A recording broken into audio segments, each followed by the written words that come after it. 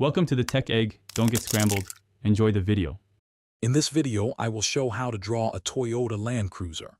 Let's begin by sketching the basic rectangular body shape, ensuring it's roughly 3.5 inches long on your paper.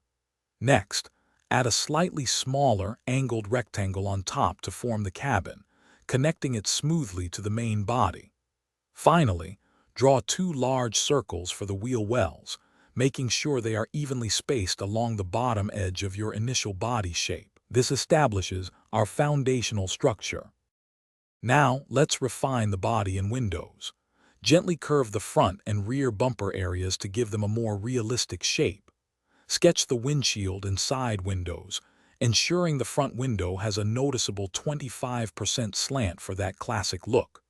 Don't forget to add the roof rack rails. These can be drawn as 2 parallel lines extending along the top of the cabin, adding to its rugged appearance. Moving on to the wheels and exterior details. Draw the actual wheels within the wells, adding a smaller inner circle for the hub, each about 1 inch in diameter. Next, sketch the headlights and taillights using simple rectangular or oval shapes, paying attention to their placement. Finally, add the side mirrors and door handles, ensuring they are proportional to the vehicle's overall size.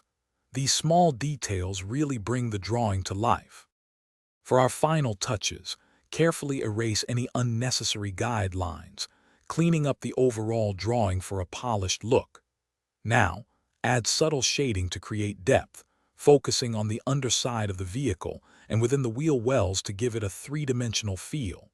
To make your Land Cruiser truly stand out, outline the entire drawing with a darker, more confident line. You've successfully drawn a Toyota Land Cruiser. Thanks for watching. Consider subscribing if I helped unscramble your problems.